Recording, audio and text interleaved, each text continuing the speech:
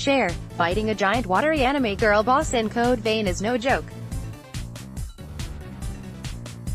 By Brendan Graeber I may not totally understand the story of Code Vein's vampire anime protagonists and the ruined hellscape of a world they traverse, but I was more than happy to sit down and try my hand at slowly battling my way through a small section of the game, leading up to a very peculiar and challenging boss fight. Bandai Namco had informed me that there was more story and cinematics to be found in other parts of the game, letting me focus solely on my enemies, which included both unsettling grotesque mutants and the terrain itself. It's easy to draw comparisons with a game like Dark Souls, the missile flowers that must be rested at like bonfires to save progress and level up, the methodical encounters with enemies where watching stamina consumption is key, the treacherous narrow pathways and ledges where monsters lurk just behind a corner, but I was more interested in what set Code Vein apart from the pack. There's challenge to be sure, and interactions with enemies felt a bit more dire as I noticed my health dropping slightly even when blocking their powerful blows. This necessitates a strategy that favors ways to avoid damage entirely, like having a trusted companion. I was able to choose between 3 AI-controlled friends, Louis, Yakumo, and Mia, and each provided supports in different ways, as I would soon learn more of when I encountered the boss of this demo, the invading executioner. Watch my ill-fated battle with the invading executioner above. This tall, imposing foe looked as if Hatsune Miku had fallen into a vat of blue jello, and now sported a wicked spear with a curved tip. I won't lie, I tried several times to best this boss, and each time I begged for just one more shot, slowly learning how the Code Vein's unique mechanics could really shine in the heat of battle.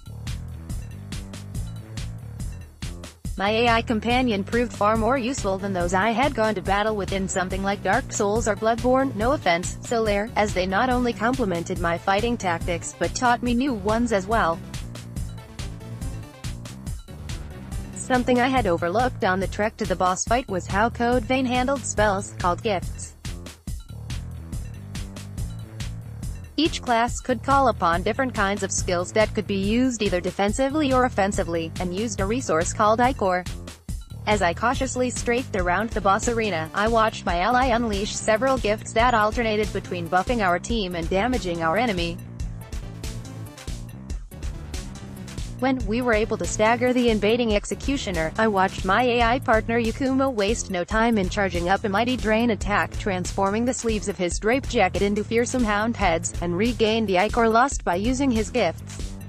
Their constant use of gifts clued me in that even someone favoring physical offense could not get by on sword slashes alone, and each companion would enable gifts that benefited both my character and themselves. Louis, the quick attacker and most well-rounded of the bunch, would imbue my weapon with better drain power. Mia, the ranged fighter, constantly gave me additional attack power. Finally, Yakumo, with his high HP and huge sword, would put up a barrier to negate most damage from a single attack, and proved invaluable against an imposing boss.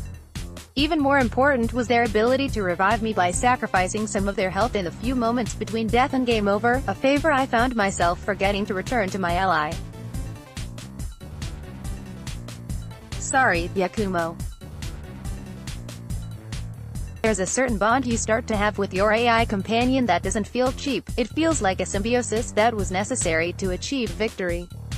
While Bandai Namco confirmed you can just let your partner die and keep on fighting solo, I wouldn't be making full use of my abilities without a teammate.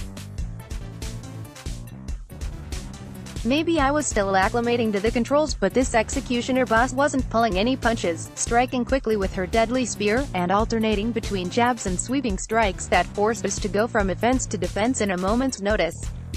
Even after briefly staggering the giant, she got back up and began using her spear as a pole to dance and spin on, ejecting deadly water projectiles all over the arena, and then sliding across the arena at ludicrous speeds, or exploding the water around me if I tried to hang back. Using gifts that granted powers to my partner and I became crucial to survival as each single attack threatened to KO us. I couldn't focus on my own survival and assume the best for Yakumo. I had to monitor his vitals as much as my own, and pray he was in a state to revive me if I fell. Only a few times I felt like my AI partner just sat there with health to spare while watching me breathe my last. Each time I came back, I tried swapping out gifts to see if increasing my attack power with every swing was worth more than imbuing my weapon with fire damage. I might not have been able to best the invading executioner at the end of my demo, but I appreciated the learning experience it gave me. The amount that I was able to experiment by swapping companions, weapons, and even class, aka blood codes, but I'm sure as hell looking forward to a rematch, and if this is only a sample of what's to come, I can't wait to see what other horrors lay in store for me. Pre-order Code Vein today for PS4, Xbox One, and PC. Brendan Graeber is an editor at IGN, and is looking forward to writing the guide for Code Vein. Follow him on Twitter at Braga.